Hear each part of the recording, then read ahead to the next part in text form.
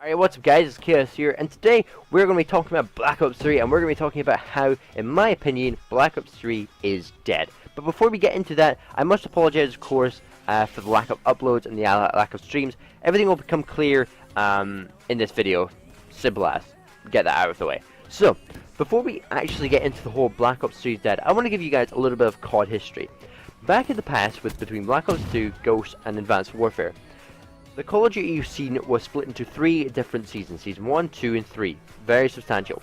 Now, these seasons led up to a playoff match. Now, these playoff matches became to be known as different things over the years. So in Black Ops 2, Season 1 playoffs was the Call of Duty Championship, Season 2 was X Games, and Season 3 for AW was MLG Finals, and X Games was for Ghost, if you didn't guess that.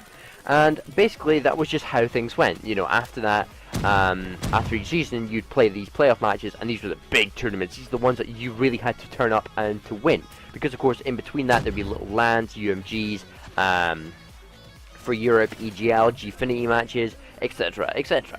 So, between Season 3 and the start of the game, there would always be one last LAN. There would always be that one LAN that, you know, everyone would kind of either maybe go to, maybe not. Typically, most players wouldn't go because, of course, they've been playing Call of Duty for a very long time. Now, this year, it's going to be UMG Orlando. Last year was an EGL Open. The year before that, it was, that would have been, let me just quickly think. What was Ghost?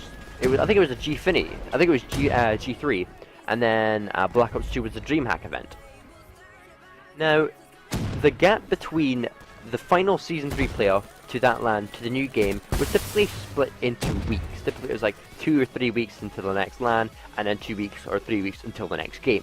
This year is a little bit different, because of course Call of Duty Championship has been, slash XP, depending on what you want to call it, it was almost too early. It was near the start of September, which meant there was a 2-month gap after COD XP finished, and UMG Orlando is not until later on for UMG Orlando, in October even. It's a little bit later on.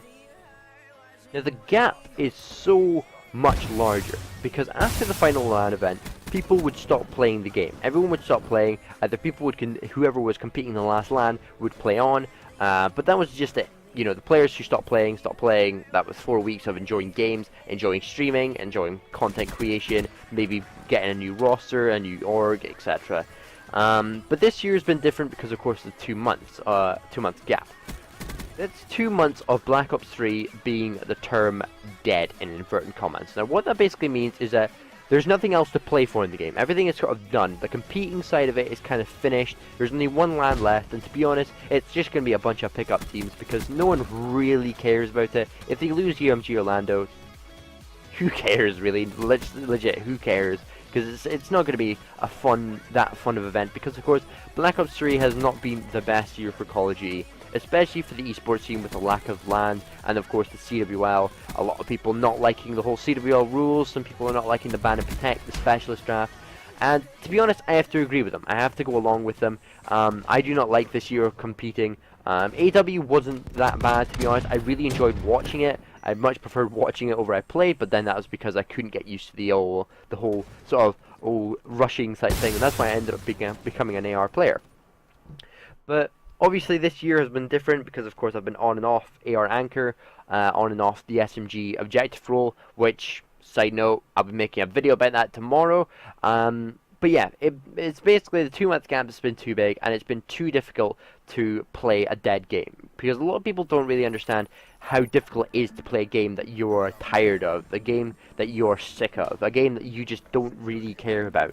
And to be honest, it makes it very difficult to go 100%. It's been a very, very long time since I have tried in Black Ops 3, simply because I just don't care. After COD XP, COD Champs, I was kind of ready to just give up Black Ops 3, but of course I couldn't, because I didn't have a team sorted, I didn't have a new team to go into the next game with, and I had to get a team. The previous titles, I've usually found a team, and we said, right, we know we're good at this game, we know this game's dead, let's all just go our separate ways. When the new game comes out, let's team up then. And that was the way things went, and that was just how it went for the past 2 years. That was with Ghosts. For Ghosts, it was... Who was that? I think if I remember correctly. I think it was Venom Esports, I think I was playing with. I think.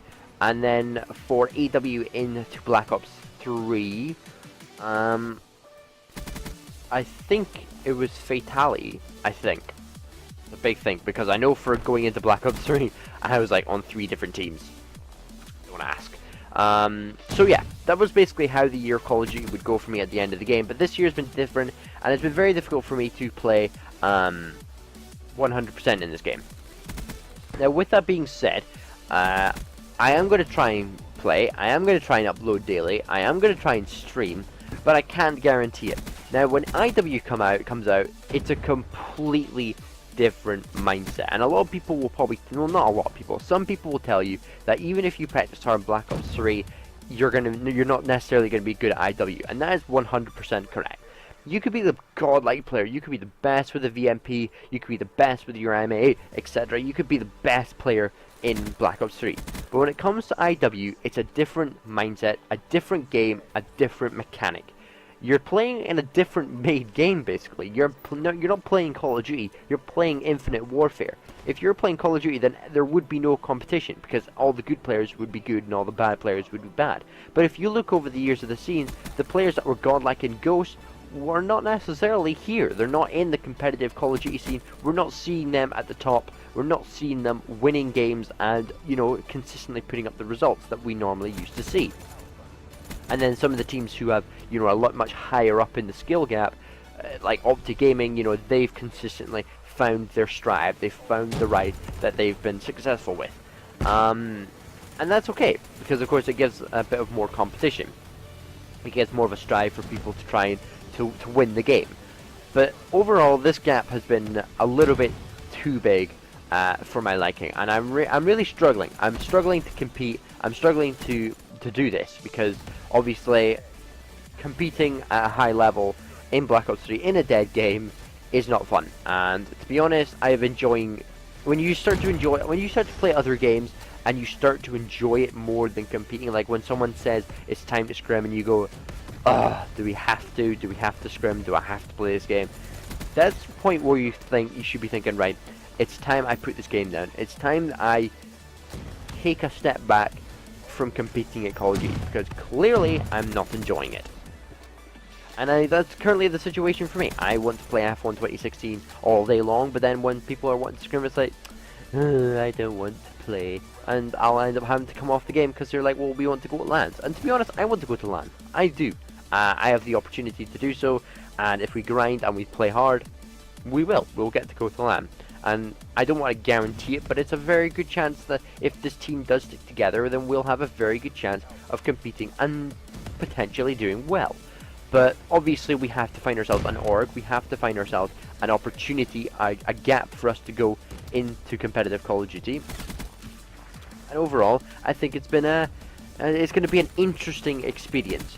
At this point, I'm now just rambling, to be honest, because this gameplay is a little too long for what the commentary was supposed to be.